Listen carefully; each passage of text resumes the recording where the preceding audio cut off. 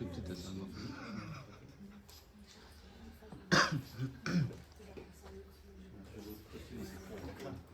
qui a été modifié sur la jeune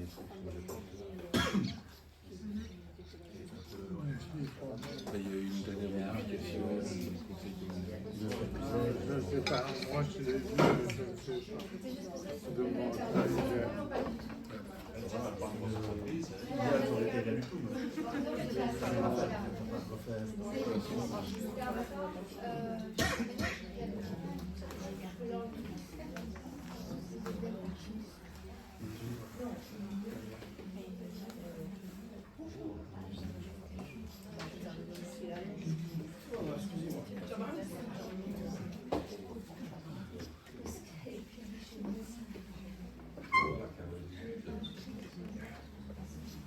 Bonjour à tous, on va donc ouvrir la séance du conseil communal. Nous démarrons par le quart d'heure de défaitoire. Qui souhaite prendre la parole? Guillaume et Fanny, sur le même sujet? Oui. Donc vous pouvez prendre chacun la parole. Donc d'abord donnez votre nom parce que la séance est filmée. Et alors après je vous donne la parole. Je pense que Fanny, tu avais écrit, donc il y a un règlement bien précis pour le quart d'heure de souhaitoire et je pense que vous en avez pris connaissance. Bonjour. En fait, nous, on vient pour le... Ton nom? Fanny, pardon. Ma question porte sur le projet de demande de permis d'urbanisme déposé par notre voisin, M. Gillet. Ma question est la suivante. Est-ce que ce type de projet a bien sa place en zone d'habitat à caractère rural, sachant qu'il peut créer des problèmes de type nuisance sonore et autres, affecter la santé du voisinage, des citoyens en général, et que les voiries communales ne sont pas adaptées à ce type d'engin de charroi, car elles ne comportent pas de trottoir. Merci. Guillaume? Sur le même sujet, mais sur un autre aspect. Guillaume de Failly. Guillaume de Failly, pardon, bonjour. Non, mais quand on n'était pas filmé, peu importe, mais quand on est filmé, je pense qu'on doit aussi. Pardon. Pas de souci. Donc, Guillaume de Failly, sur le même sujet, donc le permis unique PU 2025-153, qui concerne la construction d'un hangar de stockage de pommes de terre. Nous avons bien reçu le courrier, vu l'affichage, etc. Et donc nous avons consulté le dossier. Et c'est là, selon nous, que se pose la question, est-ce normal qu'un tel dossier passe, je dirais, la première étape de la procédure au niveau de la consultation, sachant que, étant un peu dans le secteur, je trouve qu'il était particulièrement léger, voire complètement lacunaire ou vide. Tout ce qui était nuisance, etc. En fait, dans le dossier, il y avait juste 4 murs, un toit, tonnes de patates, nombre de camions. Point. Or, c'est un fait reconnu et avéré que c'est une activité qui est importante, qui génère potentiellement des nuisances. C'est connu via des exemples dans d'autres communes et même reconnu par la filière wallonne de la pomme de terre, la FIWA. Donc nous, avec les moyens qui étaient les nôtres, voyant qu'il n'y avait rien dans le dossier, on a refait notre propre analyse de façon sur base légale et technique, pas ad hominem ou quoi que ce soit, pas de procès d'intention, et nous n'arrivons pas au même résultat, encore une fois à notre échelle, que le dossier qui a été déposé. Donc, comment est-ce normal qu'un tel dossier entre dans la procédure, sachant du coup qu'il biaise toute la procédure? S'il n'y a rien dans le dossier, on ne sait pas se faire d'avis. Pour la plupart des gens, je prends l'exemple inverse, si on n'avait pas, nous, fait notre propre analyse, ben, le dossier serait passé évidemment directement, je suppose. Est-ce normal? Sachant que je sais que c'est une procédure simplifiée, mais simplification ne veut pas dire dérogation. On est bien d'accord? Sans problème. Donc, merci en tout cas pour vos questions. C'est Arnaud Légevin de l'urbanisme qui va y répondre. Et il est clair, il va répondre, mais ce n'est pas, le cadre de ne permet pas d'avoir un échange. Hein, c'est vraiment, les questions ont été posées, Arnaud va vous y répondre, mais on n'a aucun problème, nous, collège, membres du conseil communal, à d'autres moments aussi, à avoir, avoir des échanges, avoir une réunion ou à parler du sujet. Et ici, le quart d'heure souhaitoir, il est cadré, il y a un règlement, donc je m'en dois de le faire respecter. Juste une dernière chose. Oui, pas de souci. Est-ce que ce serait possible d'avoir un retour avant la clôture de cette procédure? Un retour sur cette question-ci. Arnaud va parler, jamais je... Oui, voilà. Donc, voilà, je vous remercie évidemment pour votre interpellation et l'intérêt que vous portez à la vie communale et à ce projet.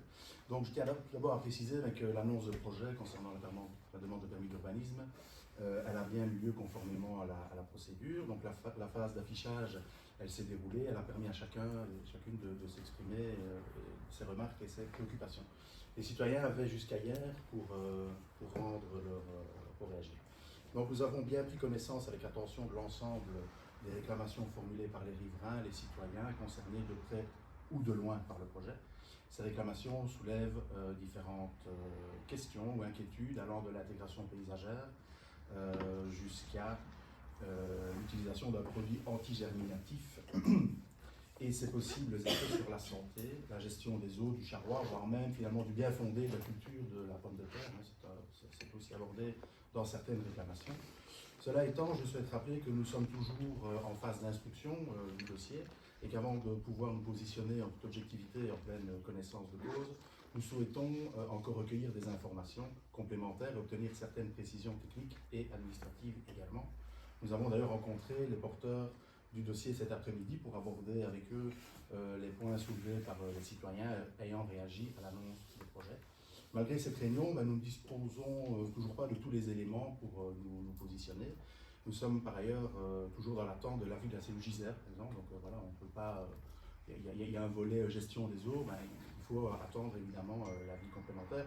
Et il n'est pas exclu qu'on sollicite que le collège communal sollicite d'autres avis en dehors du minimum légal de la procédure. Donc il est de notre responsabilité de procéder à une analyse complète, équilibrée de ce projet en prenant en compte l'ensemble des éléments, les avis émis et les aspects techniques. Donc voilà, on peut vous revenir par la suite, mais à ce stade, c'est tout ce que je peux vous dire, c'est tout ce qu'on peut vous dire au niveau de cette demande. Et je confirme bien le dire d'Arnaud, donc il y aura différents avis qui seront demandés. L'objectif, c'est d'analyser la totale dossier. On reste aussi à votre disposition si vous avez d'autres questions. On a bien parcouru toutes les remarques de l'inpublic, on a bien pris le nom. Comme dit Arnaud, on a reçu les receveurs, mais les demandeurs, mais il y aura encore d'autres éléments. La procédure ne se termine pas après l'enquête publique. Je crois qu'il y a différents avis et c'est des avis pertinents. Et si on va demander des complémentaires, si on va faire des visites de terrain, nous les ferons aussi. On ne prend pas ce dossier à la légère, on prend ce dossier dans son élément complet. Okay. Est-ce qu'il y aura une réunion d'information? Je sais que c'est facultatif, mais vu ici les discussions en cours, ce sera peut-être nécessaire. Je ne peux pas encore me prononcer à ce stade-là maintenant, parce qu'on n'a pas encore vu tous les avis, tous les éléments, mais on reviendra vers vous avec cette réponse quand elle sera soumise et quand on en aura parlé au collège. Quand on répond en quart d'heure de souhaitoir, il y a d'abord la réponse là maintenant qu'on fait en direct avec vous, et puis par exemple, il y a parfois des réponses qu'on donne complémentairement après, parce qu'on aime bien de revenir vers les gens. On a eu un quart d'heure de souhaitoir, une personne nous avait interrogé il y a 2 mois sur un problème d'abattage de bois, on n'avait pas l'info là, donc on lui a dit donnez-nous votre mail, notre numéro de téléphone, et on revient vers vous, donc on reviendra vers vous. Merci.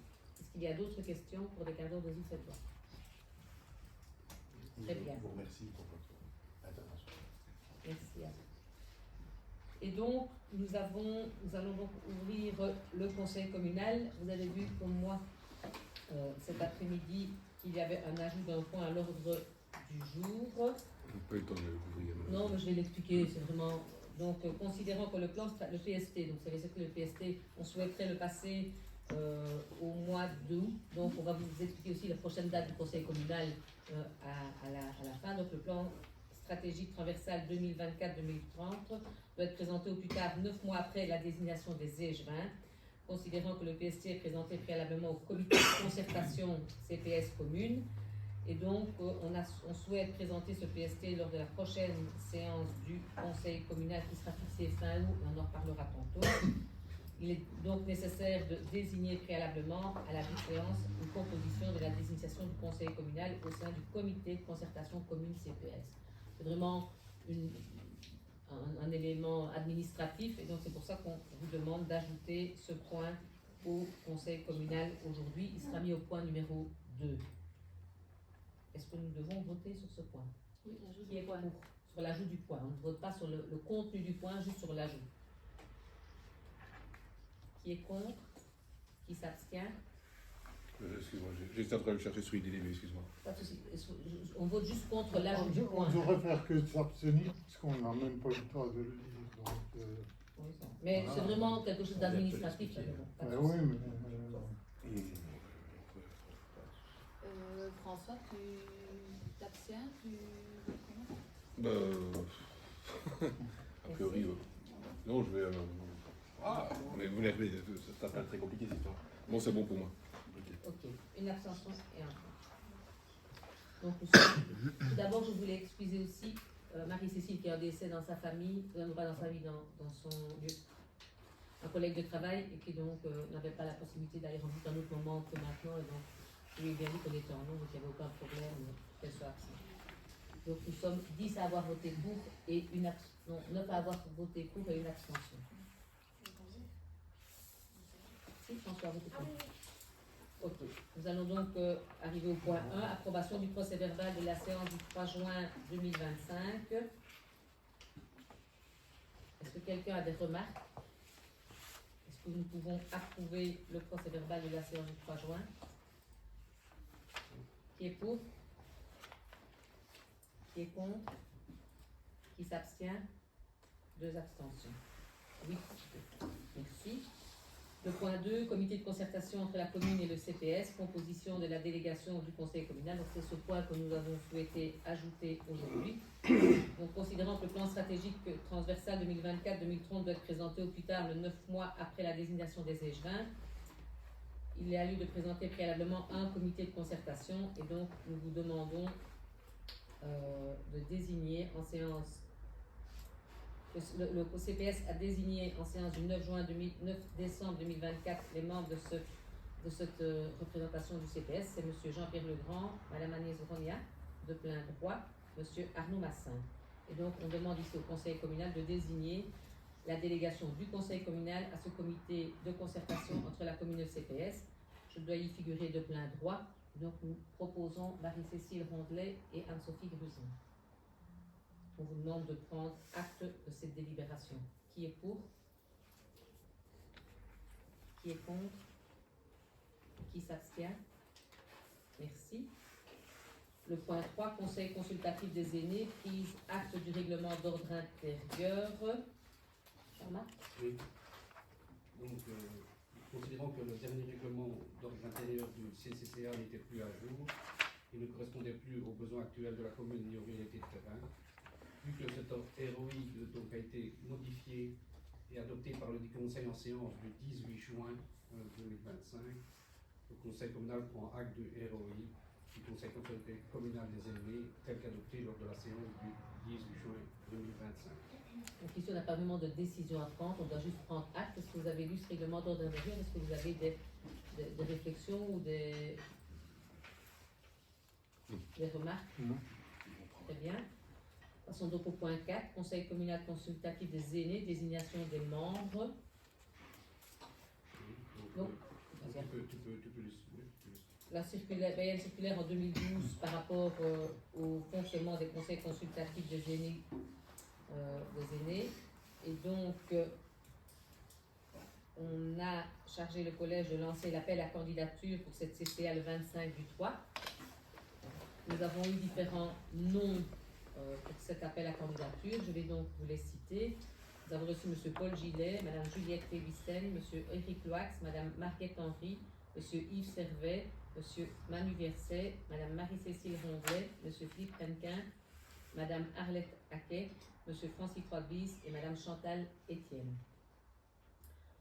Considérant que ces 11 candidatures sont recevables, elles ne garantissent toutefois pas totalement l'équilibre géographique, parce qu'il y a 10 personnes domiciliées sur Rouffet et une sur Warzé.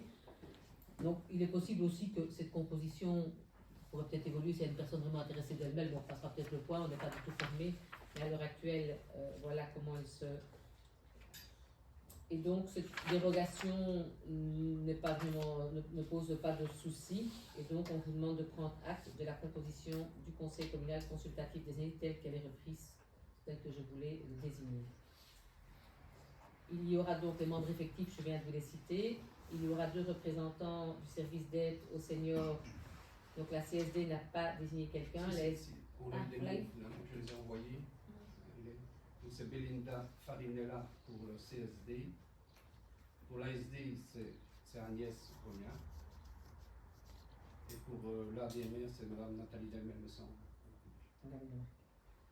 Pour les représentants du collège communal, il y a moi et Jean-Marc. Et pour les représentants du CPS, il y a Arnaud Massin. Il y a un délégué de chaque groupe politique du conseil communal. Et donc pour l'entente communale, nous avons désigné Anne-Sophie Gruselin. Et pour Où fait ensemble, qui souhaitez-vous désigner? François. Très bien. Je voulais juste faire une remarque ici. On n'a pas conditionné les candidatures, mais il faut quand même que ces personnes puissent avoir un mail. Parce que sinon, c'est quand même très compliqué de pouvoir communiquer. Il faut au moins un GSM et un mail, parce que ça devient vraiment à l'heure actuelle très compliqué de communiquer sans ces 2 moyens de communication. Je ne pense pas qu'on met la barre très haut, mais pour nous c'est indispensable parce qu'on a des convocations de réunion, on a parfois des avis à demander. Enfin, voilà, c'est une cellule, le conseil communal des aînés qui bouge et qui vit, et donc un numéro de GSM et un mail me paraissent indispensables. Si maintenant une personne n'en avait pas, on a aussi l'EPN qui peut aider à la constitution de ce mail et à regarder pour éclairer un peu ces personnes pour aider. Est-ce qu'on est d'accord avec cela? Est-ce qu'il y a des remarques ou est-ce que... Non? On vote aussi, on prend acte. Qui est pour? Merci. À l'unanimité, 10.5, salle aux oies, règlement d'ordre intérieur. On va faire les 2. Il y a aussi le règlement d'ordre intérieur de la salle elle-même, mais je pense qu'on ne va pas associer les 2 points parce qu'ils sont un peu différents. Et donc, je vous propose d'abord de passer au point 5, salle aux oies. Considérant que le nettoyage, donc c'est vrai que c'est un règlement d'ordre intérieur qui évolue, et ça c'est sur base de l'activité qui s'y passe, sur base de l'expérience. Donc considérant que le nettoyage de la salle aux oies, lorsqu'il est assuré par des locataires eux-mêmes, s'avère fréquemment insatisfaisant, ce qui entraîne des interventions supplémentaires du personnel communal et des déplacements plus fréquents vers la salle. Considérant que donc on a fait un marché public pour mettre ce nettoyage à une personne extérieure, donc on le met dans le règlement d'ordre intérieur en obligeant les locataires de la salle à recourir au nettoyage par le biais d'une personne extérieure. Il est également important d'actualiser la liste des bénéficiaires d'une gratuité annuelle pour l'occupation des salles. Vous savez comme moi que tous les comités ou les clubs sportifs ont la possibilité d'avoir la salle une fois par an gratuitement. Et donc ces comités ils vivent ici, donc on a réactualisé la liste. Les sanctions applicables en cas de manquement du règlement d'ordre intérieur ne sont clairement pas identifiables dans la version actuelle, donc on les reprécise. Et certaines dispositions relatives à l'environnement sonore reprises dans le permis d'exploiter de la salle aux oies ne figurent pas explicitement dans le règlement et donc on les a repris également. Avez-vous des questions? Donc on a modifié l'article 2, l'article 8 et on a modifié l'article 9 pour le nettoyage, oui. L'article 21 pour les sanctions en cas de non-respect du règlement. Est-ce que vous avez des questions ou des remarques? Oui, la première, elle concerne la liste des ASBL et associations qui figurent sur cette liste. Déjà, on se pose la question de pourquoi une telle liste figurait dans le règlement en tant que tel et pourquoi cette liste n'était pas complète au final.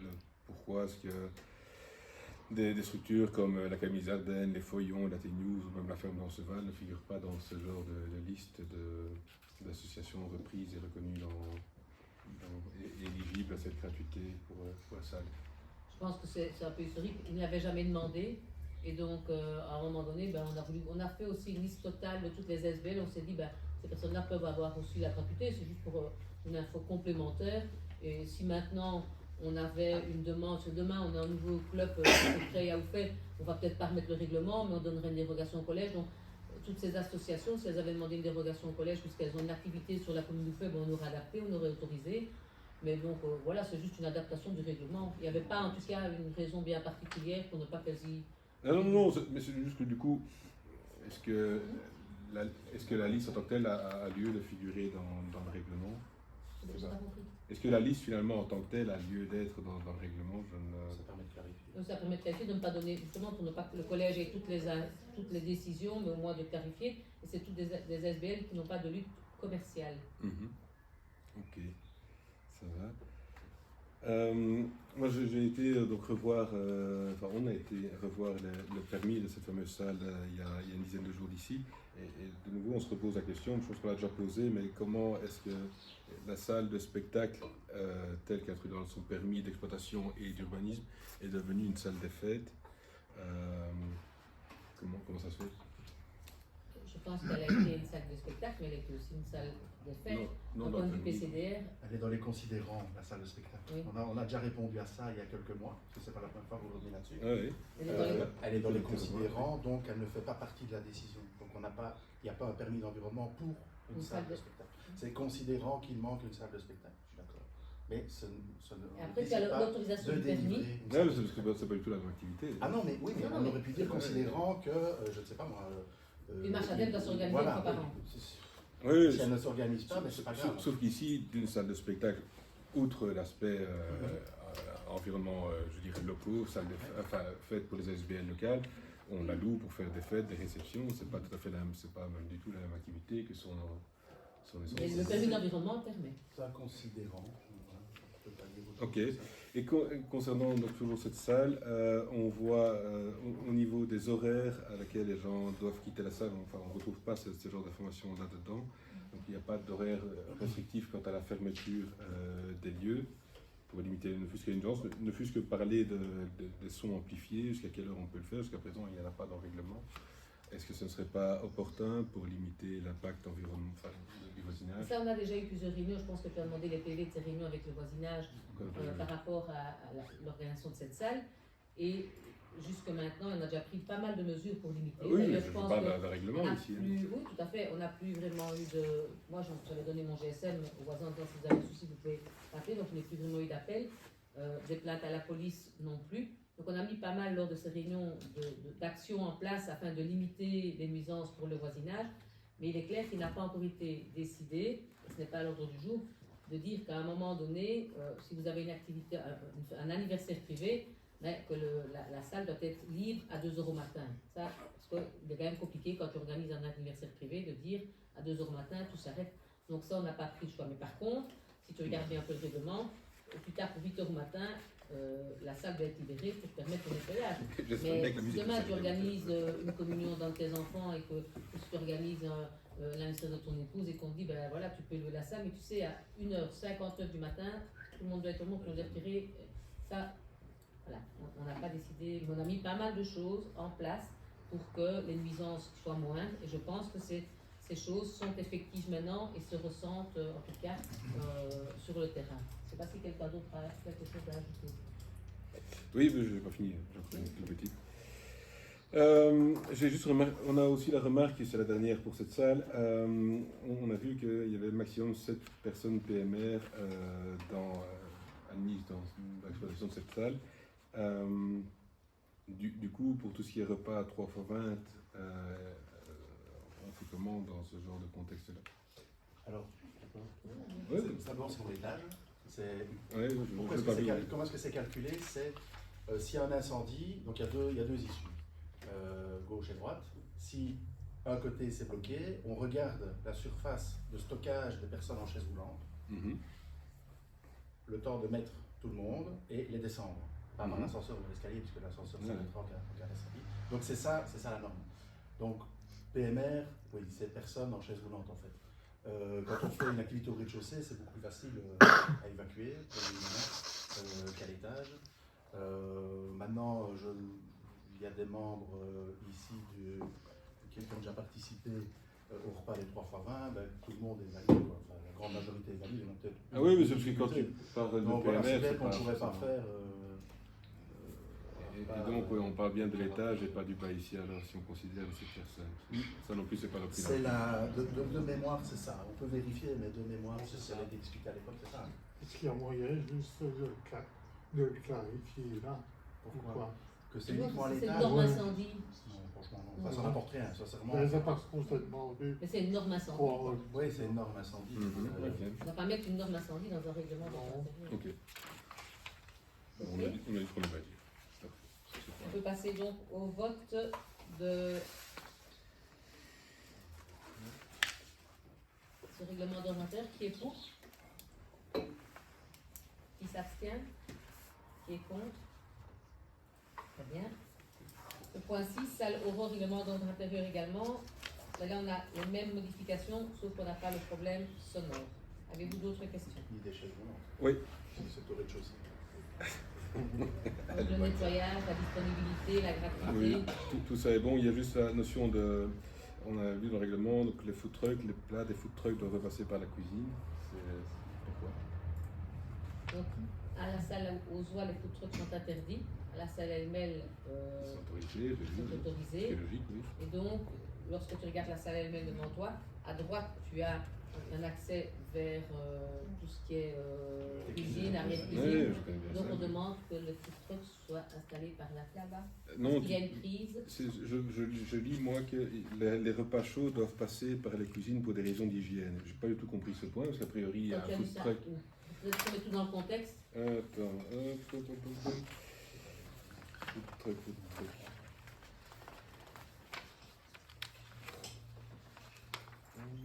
Réservation, consommation. Aujourd'hui, j'ai un petit période d'occupation. Est-ce qu'il y a le point sur le food truck? Ouais, les autres fois je le fais, mais fin de saison, comme ça fait. Enfin, on qu'on parle des food trucks. Oui, mais on a le temps de minutes, t'as pas de souci. Voilà, l'installation des food trucks. Pour des raisons de sécurité et d'hygiène, il est formellement interdit de réchauffer et cuisiner dans les salles de réception. Tous les repas chauds et les cuissons devraient être gérés exclusivement au départ de la cuisine, y compris en cas d'appel à un food truck. Point E. Oui, c'est une norme OSCA. Et pourtant, les food trucks sont réceptionnés pour la SCA. Tu ne peux pas faire un food truck sans être réceptionné à la SCA, normalement. Oui, mais donc ici, on ne te dit pas que le food truck ne peut pas cuisiner dans son food truck. Mais tu dis qu'il faut que les plats passent par la cuisine avant d'être donnés aux gens. Attends, c'est quel point? Point E. Oui, ben. Point E? Oui, point E. Il faut réchauffer et cuisiner dans une des deux salles. Oui, mais c'est pas parce que tu prends un food truck que tout passe par le food truck. Donc tu pourrais imaginer, je sais pas moi, Ouais, si je prends un food truck qui fait des hamburgers et un hurluberlu qui décide de faire Faire la salade de rissoler les oignons dans la salle. Ouais. Ce sont des Il ne détails. peut pas cuisiner dans la Tu salle. peux pas cuisiner dans la salle même si tu as un food truck. C'est ça que ça veut dire. Ah. Non? Ok. Ok. Une autre analyse? Voilà, à première lecture, ça dépend comment tu le prends. Ta lecture, Ouais, t'interprètes ça est plausible, mais Ouais, l'autre bah ouais. aussi. Voilà. Donc en vrai, Donc, en gros, la finalité de ça, c'est de dire qu'on ne peut pas cuisiner dans la salle. Par exemple, tu as. Tu mets une table avec une plancha dans la salle, ça c'est Voilà, interdit. tu fais venir un food truck avec des hamburgers. Oui, d'accord, mais alors tu as t'as des deux- véganes chez toi. alors ta mais deuxième phrase tu ne peux va pas pas. cuire comment le bobini Je donne moins de sur propositions. une plancha dans la Ben, salle. moi, je supprimerai tout simplement la deuxième phrase. En vrai, tous les repas chauds et cuissons devront être gérés exclusivement au départ de la cuisine. Enfin, Ça veut dire que ça ne peut pas être cuit dans la salle, c'est tout. On peut rajouter, alors on peut rajouter, après on laisse comme ça, ce qui signifie qu'aucune, on pourrait rajouter ce qui signifie qu'aucune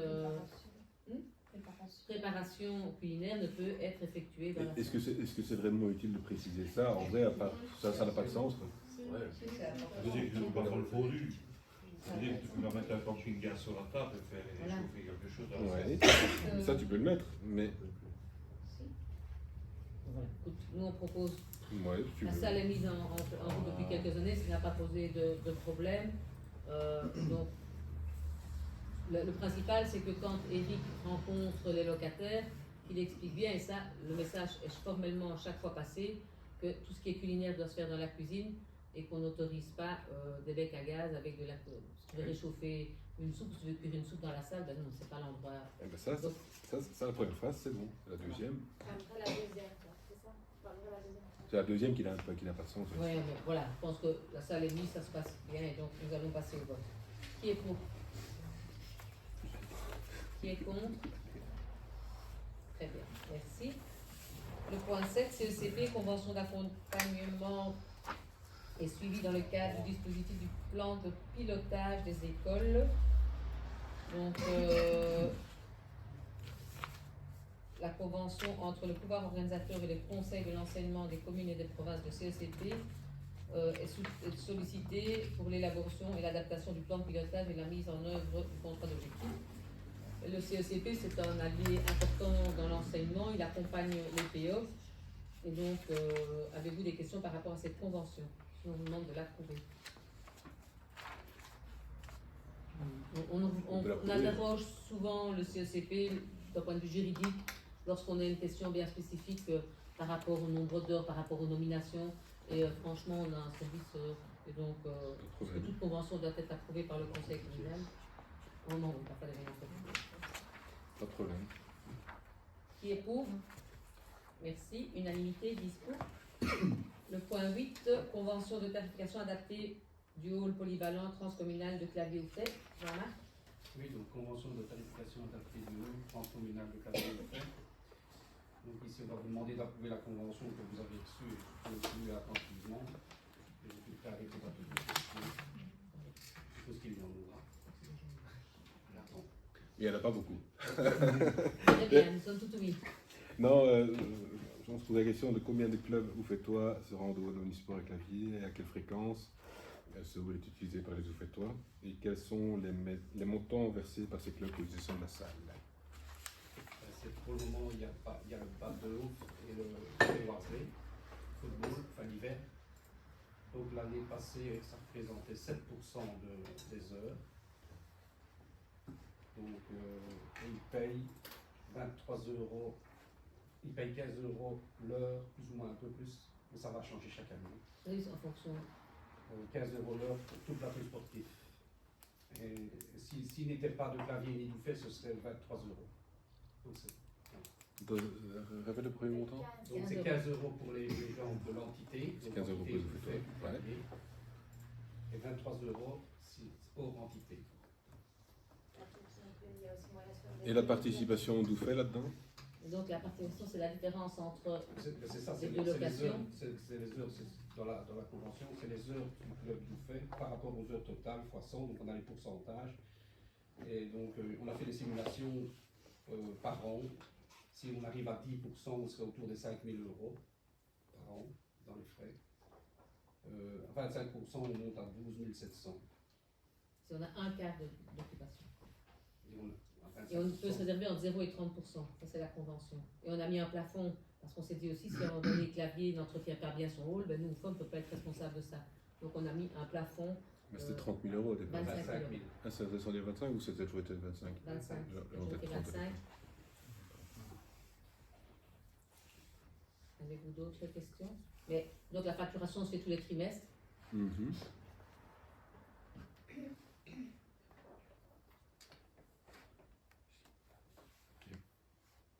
Qui est pour? Qui est contre? Merci.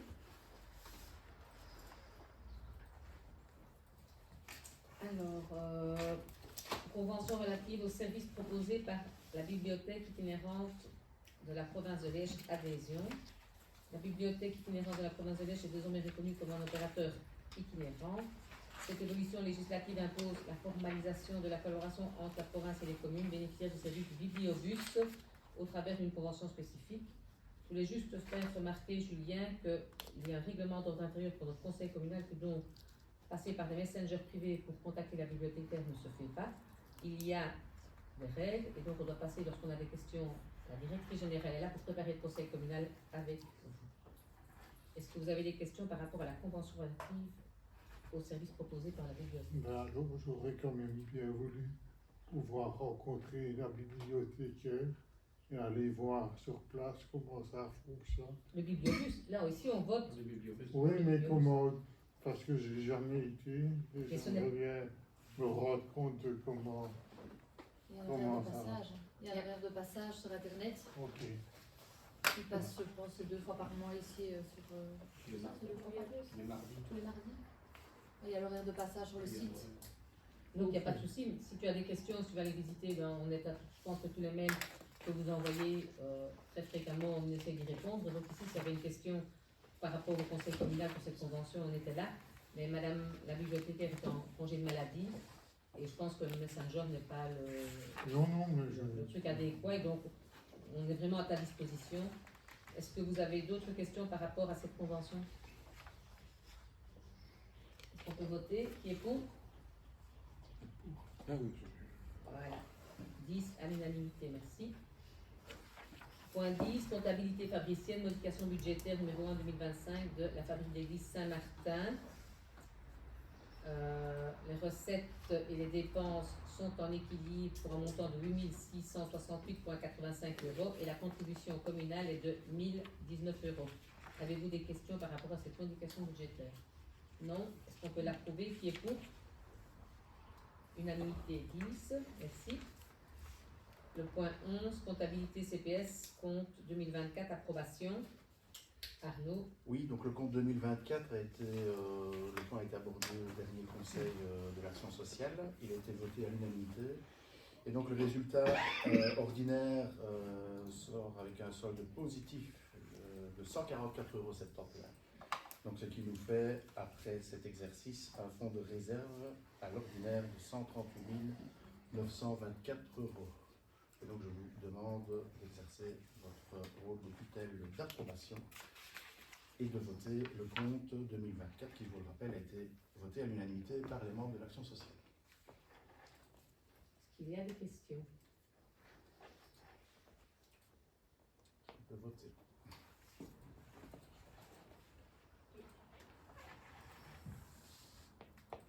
Non, pas de question?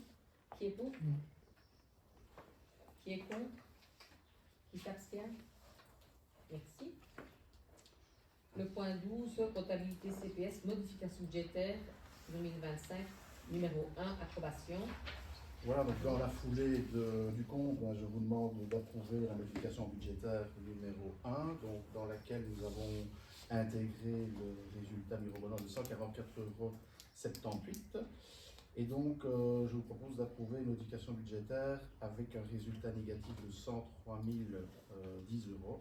Donc, il y aura un prélèvement en fonds de réserve pour terminer à l'équilibre, ce qui fera que notre fonds de réserve présentera un solde au 31 décembre de 34 688,44 € avec une participation communale de 395 000 €, participation qui est inchangée par rapport au budget initial. Et pareil, ça a été voté à l'unanimité, ça a été débattu au Conseil de l'action sociale. Avez-vous des questions? On peut voter. Qui est pour? Qui est contre? Qui s'abstient? Merci. Je vous remercie.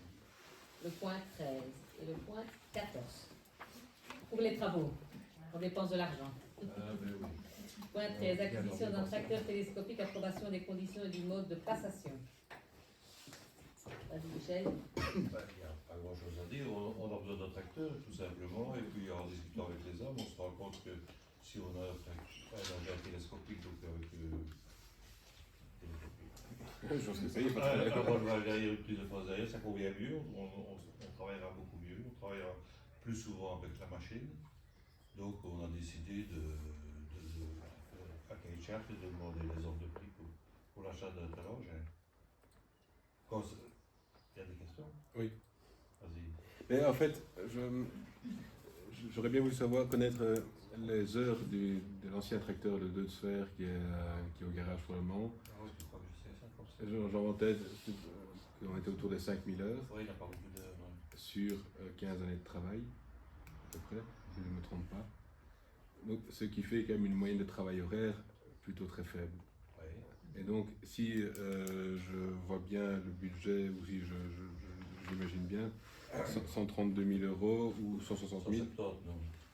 132 000. Ah, 170, tu dis 170 000. Oui. Le budget. 175. Oui, 170 000 euros pour une machine qui va faire 400 heures par an. C'est pour ça qu'on veut un télescopique, c'est pour le faire travailler plus. Ah, oui. Parce qu'un tracteur, quand à cette période-ci, on va le rentrer dans le garage, il ne travaille plus. D'accord, oui, non, mais ma question n'est pas juste de se poser la question, de se positionner, de savoir si il vaut mieux l'acheter ou louer ce genre de matériel-là. On va pas. Louis, comment? T'en as besoin demain, tu fais quoi? Ben, il y a des contrats de location, si tu vas du côté de Sprimont, tu as des agences de location qui louent des... Mais justement, en fait, le problème, c'est que tu en as besoin souvent et ne travaille pas 8 heures par jour. Mhm. Donc, franchement, d'un point de vue organisationnel pour le service travaux, c'est indispensable d'avoir J'en une ai pas besoin machine. demain, j'en ai d'Asprimont, et après demain, elle me dit, oh, il faut.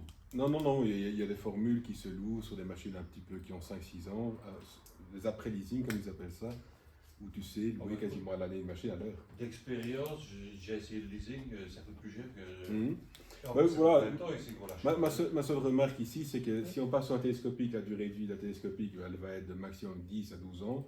Et ces dernières années, il va coûter un monstre, un paquet de pognon à l'entretien, parce que les télescopiques, ça bouffe beaucoup plus au niveau des moteurs hydrauliques, ça s'abîme beaucoup plus facilement. En termes d'entretien, ça va être très élevé. Et je trouve que la machine ici, outre le fait que ce soit polyvalent et au demeurant, ou en tout cas de l'aspect pratique, je dis juste que je me demande si sur une petite commune comme ça que vous faites, il est bien raisonnable d'investir autant dans ce genre d'équipement-là. Alors, je te dis, franchement, ça s'est fait en concertation avec les équipes travaux. Parce qu'on les met on les concerte aussi d'un point de vue organisationnel et ce dont ils ont besoin. Donc là, autour de la table, il y avait Philippe Lambert, il y avait Jean-François, il y avait Michel. Et ils ont regardé aussi avec l'ensemble des ouvriers par rapport au travail qui est réalisé. Et c'est vrai que ceci nous permettra peut-être aussi de faire des tâches complémentaires. Les besoins ont été listés et puis on s'est dit, ben voilà la machine qu'il faut au service. C'est vraiment comme ça qu'on a procédé en concertation avec les ouvriers et ça les met en valeur aussi pour le magnifique travail qu'ils réalisent. Et si on fait même une location achat, tu finiras quand même par payer le montant. Personne ne l'a traité pour que ça coûte moins cher à toi. Et ici on l'a disponible. Et on l'a disponible, c'est ça. Louer, moi j'ai essayé chez nous aussi, tu dois toujours le reconduire, aller le chercher, et dis-moi où je vais le trouver alors. Mais en vrai. C'est soumis au marché public aussi. Donc, ça tombe, tu vas avoir une location, mais quelqu'un qui est à 40 km. Voilà. Ça ne se trouve pas en location. En vrai, je dis juste que ce genre d'équipement-là est très cher, non seulement à l'achat, mais à l'usage, c'est exorbitant. Et tu le sais aussi bien que moi, les machines statiques, ça coûte beaucoup plus cher qu'une machine manuelle. Je sais pas, moi j'ai deux machines comme ça. Ah oui, moi aussi j'en ai eu deux. Oui. Ben ouais, on n'a pas souvent des problèmes. Il faut voir l'usage qu'on en fait. Oui. Et voilà. Mais c'est une machine hydrostatique qui va tracter. Avant, tu avais une machine hydrostatique qui ne faisait que de la manutention. Non, il n'y avait pas de machine. Non, mais toi, dans ton entreprise. Et justement, mais elle est conçue pour ça aussi. Avant de s'orienter vers ça, on est allé voir aussi. Hein. Oui, Ils ont été essayés avec l'équipe travaux, on est allé sur l'ordinateur, on est allé voir un peu. Donc on a vraiment pris des renseignements. Ah, mais c'est très sexy, il n'y a pas de problème. C'est pas une question d'être sexy, c'est une question d'être de se dire comment est-ce qu'on a établi les besoins et la machine qui convient. Et donc, c'est en concertation avec le service travaux. Oui, moi, je pense réellement que c'est un bon achat. Voilà, je suis convaincu. Pas obligé d'être d'accord avec moi. Non, c'est pas. Ce qui m'effraie juste, c'est que c'est un budget colossal. Si j'achète un tracteur, c'est aussi 125 ou 130 000 euros. Oui, ben justement, oui. Si ça avait été un tracteur, on aurait aussi sous la question de savoir si à 400 heures ou même pas 400 heures l'année, j'aurais plutôt été dire est-ce qu'on essaierait de trouver plutôt une fraîche occasion plutôt que d'aller mettre. Oui, mais de l'autre côté, on va 20 ans avec. Le tracteur qui est démonté là, il a 20 ans. Oui, mais il avait été acheté neuf aussi, celui-là. Oui. Ben, j'étais pas là, moi, il y a 20 ans. Et on va en faire quoi de ce tracteur-là? On a fait une offre pour qu'ils nous le reprennent. Et on attend pour parler. On attend la réponse. Et s'ils ne sont pas d'accord, on a demandé qu'ils le remontent et qu'ils nous le remettent dans l'état qu'il était quand on leur a conduit. Si ce n'est pas le cas, on a une défense de gestion. Et on attend la réponse, il y a plus d'une semaine qu'on a envoyé le mail. On a déjà envoyé 2 ans. On l'a relancé aujourd'hui. Ah ben voilà. Si ça ne va pas, on a une défense en justice. Ok. Ah oui, ok. Alors, qui est pour le point d'approuver le cahier des charges? Le cahier des charges. À l'unanimité. Merci. Point 14. C'est la même chose, mais il faut remplacer le camion Et là, ben, on a pris le cahier de charge qu'on avait fait pour l'ancien camion, enfin, l'ancien qui avait 2 ans, et qui est déclassé. Donc on va relancer le marché. Il est accidenté, quoi. Oui. Oui, l'assurance va On va voilà. toucher avec l'omnium On est déjà l'omnium. avant. Ça ne doit pas sauter plus d'un, là, nous, c'est comme ça que ça va. Oui, c'est pas encore. Ce n'est pas Est-ce qu'ils n'ont pas dit qu'ils nous remboursaient l'omnium de rembourse d'abord et puis. L'omnium fonctionne déjà. Ouais, oui. Voilà. Donc on va pas approuver le cahier de charge également. Ici, on repart sur un nouveau moment. C'est pas la même chose. Oui, Il y a des changements, non, il y a rien. Non. Non. tout de même. Ouais, le camion était tout beau. Ah oui. Ouais. Il était beau en plus. Ok. Ok, Qui est pour. qui est pour? Très bien.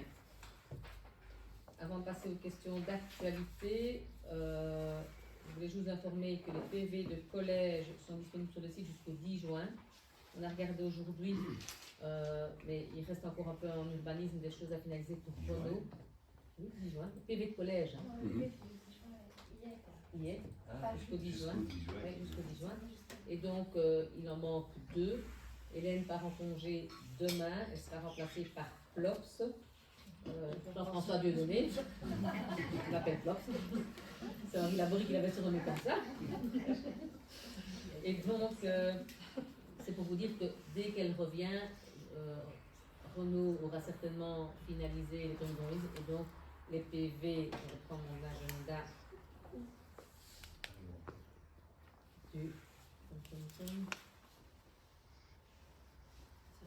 Ouais. 17 et du 24. Non, 16 et 23 seront mis fin juillet. Pour votre information. Et que le prochain conseil communal devrait se réunir le mercredi 27 août.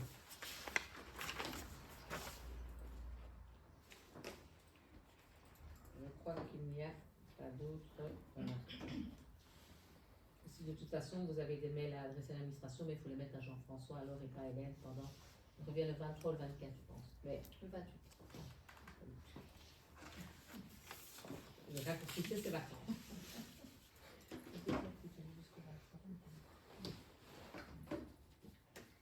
Est-ce qu'il y a des questions d'actualité?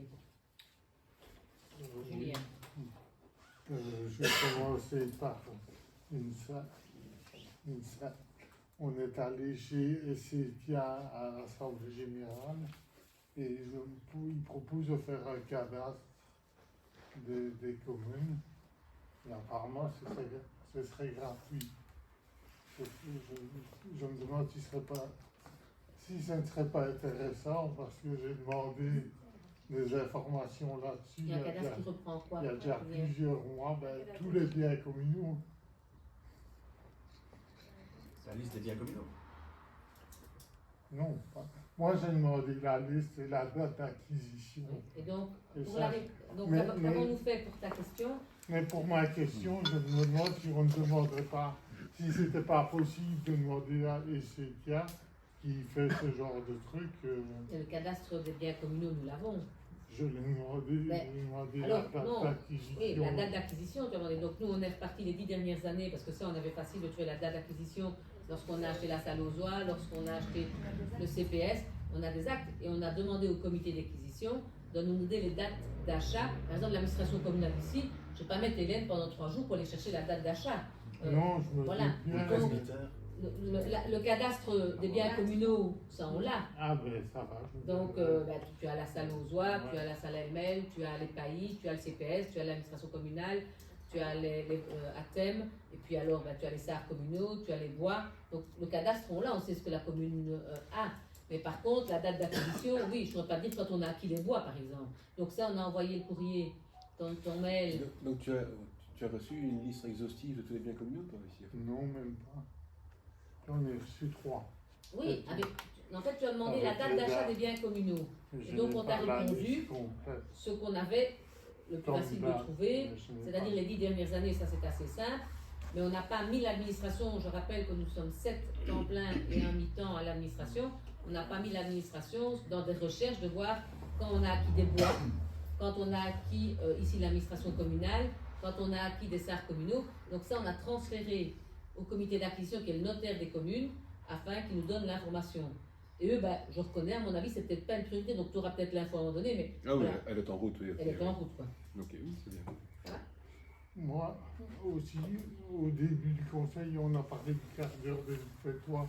Oui. Et des fois, il y a des questions, comme il y a une question que vous avez rappelée sur les bois qu'on a coupés dans le Néblon. Mais nous on n'a pas eu de retour par rapport à ça. C'est la personne qui pose la question à qui on répond.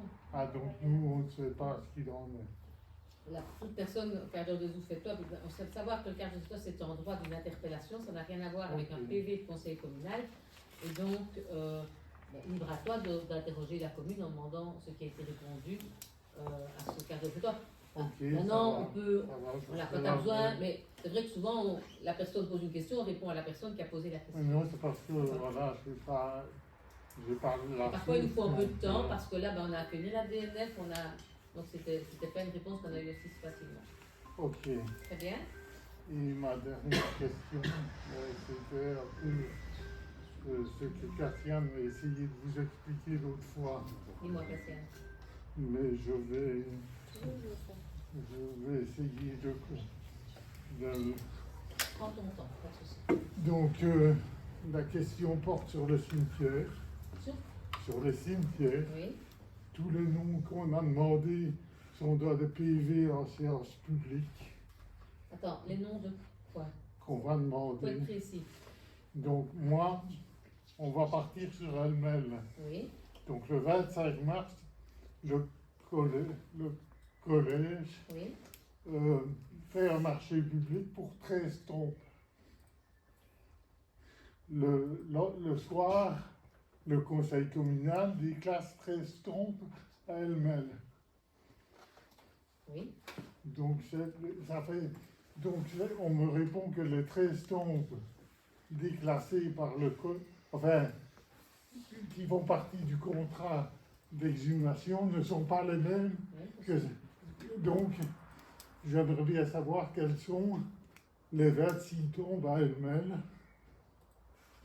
Donc, on va te répondre. Là, maintenant, j'ai compris. Donc, en fait, tu souhaites savoir quelles sont les 13 tombes qui ont été déclassées. Oui.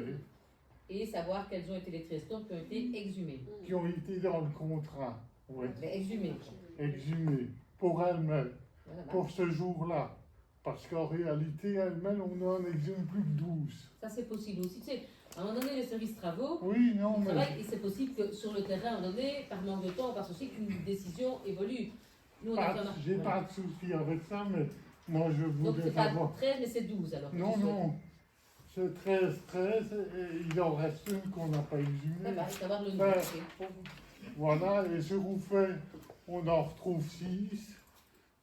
6 déclassés ou 6 exhumés? Ben, on exhume 6, mais j'aimerais bien savoir quand elles ont été déclassées. Et à Wardé, on en exhume 9, si je me... Attends, parce que je marque, parce que... Oh. Ok, et à Warzé, on en exhume 9, oui. 9, et ça aussi, j'aimerais bien savoir quand elles ont été déclassées. Alors, je n'ai pas de souci, ça on te répondra par écrit. Voilà. Non, mais... pour les 3 cimetières, et voilà. J'aime mieux poser ma question ici parce que par écrit, des fois, on ne comprend pas très bien aucun problème. Ce que je veux dire. Et ici, c'est plus si facile j'ai bien compris, pour moi. La seule chose, c'est que on rentre aussi dans une période de congé, on est un peu moins pas nombreux à la commune, donc on a surtout une voire 2 personnes qui s'occupent des dossiers cimetières.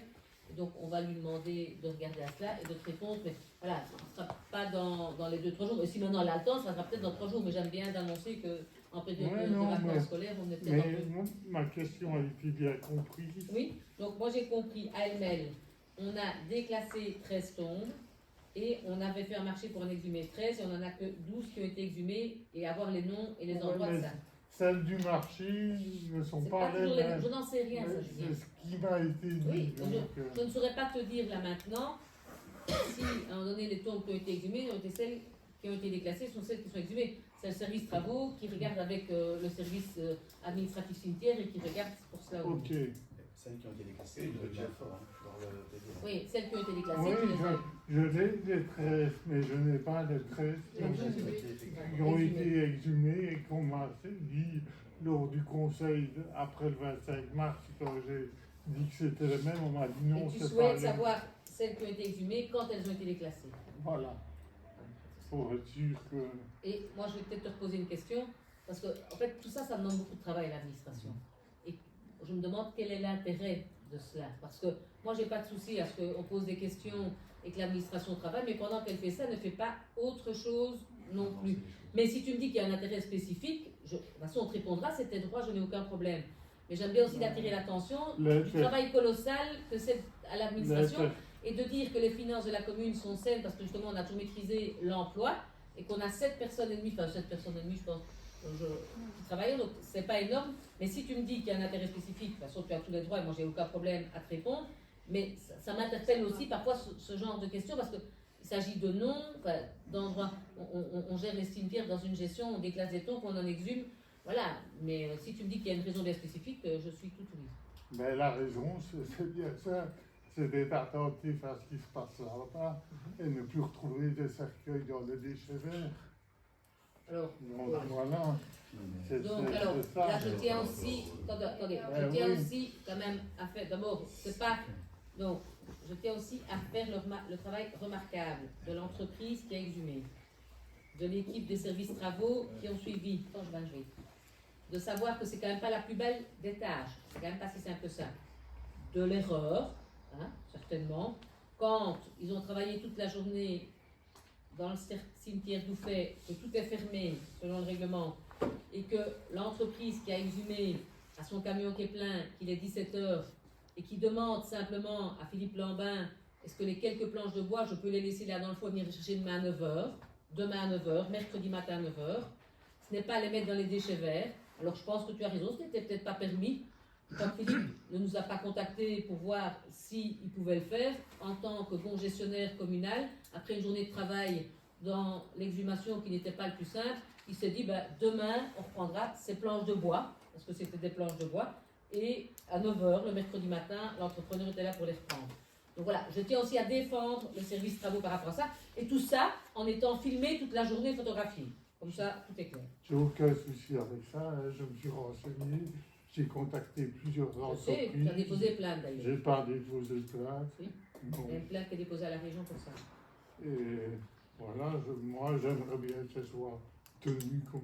Enfin, c'est tenu comme il faut, voilà. c'est ton interprétation. Voilà. Et je peux te dire que les services travaux et l'entreprise qui a exhumé sont des personnes agréées. Et oui, je reconnais que le mardi soir, il était 17h, il restait quelques planches de bois.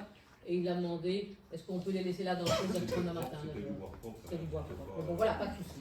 C'est une erreur, mais je vais te dire, j'espère qu'on fera encore des erreurs dans 20 ans, c'est qu'on sera encore vivant, le service travaux et toute l'administration travaille et fait parfois des erreurs, mais souvent c'est des erreurs de bon sens. Et je soutiens tout à fait, ce que Philippe a fait.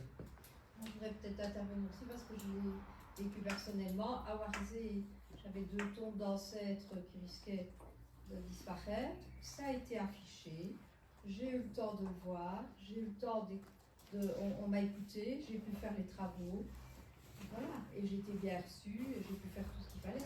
Je ne comprends pas bien non plus, parce qu'en tout cas, moi je l'ai vécu personnellement sur le terrain, et franchement, j'ai rien à dire. Voilà, alors, est-ce qu'il y a d'autres questions d'actualité? Juste une chose, le fait de connaître les noms, l'identité des tombes exhumées, ça n'empêchera absolument pas, ça ne se reproduira plus, je pense, parce que tout le monde a bien retenu le truc, Oui. mais ça n'a aucun lien avec le fait d'avoir laissé des planches après une journée d'exhumation, qui n'est quand même pas le travail le plus agréable. Donc c'est une fausse excuse, pour moi c'est une fausse excuse. Non, C'est une question d'actualité. non, François, d'autres oui, questions oui. d'actualité? Là, je revenais juste parce que, bon, justement, par rapport au point qui nous occupait précédemment, par rapport au 4x4, j'ai enfin reçu les réponses du SPOI. Ah non, on est en 4x4. Ça fait 6 fois 5e fois conseil communal. Ben oui. Mais le problème, c'est que. Ils sont passés, si tu veux, c'est fini. Allez, Oui, pas de souci. je l'ai bien vu passer. Ben, en gros, grosso modo, ben, je ne vais pas vous refaire. Je vois qu'il est tard, qu'on est déjà tous bien échauffés par ça. Juste pour revenir sur la question de la légalité du trajet. Donc, au départ, Arnaud a encore dit la dernière fois que même le ministre, le cabinet, peut-être je ne sais pas lequel. Non, j'ai dit la DPR. Non, tu as parlé de ministre. Non, mais oui, toi tu l'écoutes, mais j'ai dit que la DPA avait confirmé qu'il ne Bref. fallait pas de permis. Point. Bref, mais ce qui est étonnant derrière, c'est que, effectivement, j'ai bien vu les trucs qu'on a réussi à obtenir par nous-mêmes. En partie, on a posé la question à la CIL, donc ça vous avez déjà eu l'écho comme quoi la CIL nous voulait, et à cela se joint le service de la région Wallonne qui donne également raison, c'est celui de Wallonie donne raison par rapport au fait que la loi sur la protection des eaux passe au-dessus du reste et il aurait simplement fallu ça. Donc, la simple remarque que je ferai à ça, c'est bien qu'on ait bien tous marqué en tête, comme dans le cas des cimetières, qu'il faut bien respecter les règlements et qu'il faudra bien faire gaffe à l'avenir de veiller à respecter les réglementations de protection des eaux. Ce n'est pas une question de quelqu'un, ne sera pas dans le PV, c'est une remarque de papa. Il n'y a pas de question. C'est une remarque. Ok. Arnaud, tu as quelque chose à ajouter? Oui, juste ton intervention à la CIL, j'ai été excessivement surpris de voir le contenu, la teneur, quand tu dis que la majorité, donc tu me vises, a déclaré que la CIL avait marqué son accord. Je n'ai jamais prétendu ça. J'ai corrigé mon mail, je me suis excusé auprès de la CIL. Tu ne m'as pas mis en copie, c'est bien dommage. Mais bon, voilà, c'est pas grave. C'est comme ça, c'est la vie. Alors, ce qui clôture ce débat, je l'espère, parce que les autochtones, certainement plus on dit qu'on s'occupe et qu'on est des projets pour eux. Est-ce qu'il y a encore une autre question d'actualité? Une dernière. Non. Ce qui clôture notre conseil communal public et nous allons entamer le huis clos.